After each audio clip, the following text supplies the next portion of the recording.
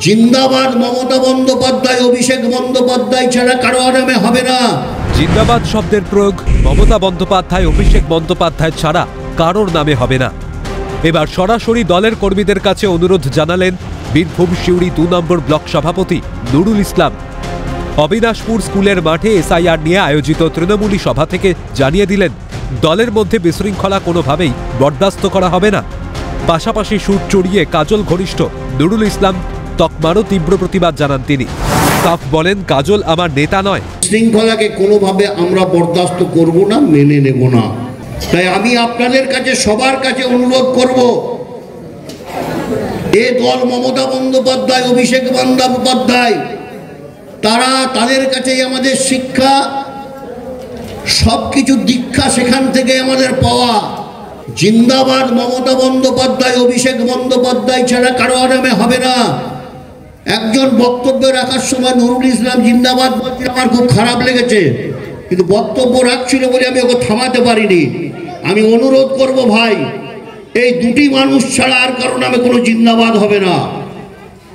যদি তৃণমূল কংগ্রেস প্রকৃতভাবে করেন, মমতা বন্দ্যোপাধ্যায়, অভিষেক বন্দ্যোপাধ্যায় জিন্দাবাদ ছাড়া এ কথা আর কারো নামে জিন্দাবাদ হবে না। আমাকে যেমন কেউ কেউ বলেছে, অনেকে বলে পাশে থেকে, আমার সামনে বলে না, যে কাজলের লোক, কাজলের নেতা। আমি দ্ব্যর্থহীন ভাষায় এর প্রতিবাদ জানিয়ে বলছি, কাজল আমার নেতা নয়। আমি কাজলের আন্ডারে পলিটিক্স করি না। সুসংগঠিত ব্লকের অসম্মান করার চেষ্টা করছে কিছু লোক, দল তা বরদাস্ত করবে না। সংবাদ মাধ্যমের প্রশ্নের মুখে পড়ে আরও স্পষ্ট তুলে ধরেন তার বক্তব্য। এবং বিশৃঙ্খলাটাকে আমরা কোনোভাবেই এই ব্লক বরদাস্ত করবে না। তার কারণ এটা একটা সুসংগঠিত ব্লক।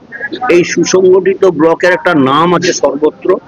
এই জায়গাটাকে অসম্মান করার চেষ্টা করছে কিছু মানুষ, এগুলো আমরা মানতে পারবো না। আমি তো বললাম যে তারা কে কোন দলের সেটা চিহ্নিত করবে আমাদের সহকর্মী বন্ধু যারা বুথ লেভেলে, অঞ্চল লেভেলে যারা রয়েছে। বীরভূমের মাটিতে তৃণমূলের গোষ্ঠীদ্বন্দ্ব তথ্য প্রকাশ্যে, গোটা ঘটনায় শুরু রাজনৈতিক তরজা। কার নামে জিন্দাবাদ করলে দলে টেকা যাবে তা নিজেও জানেন না নুরুল ইসলাম।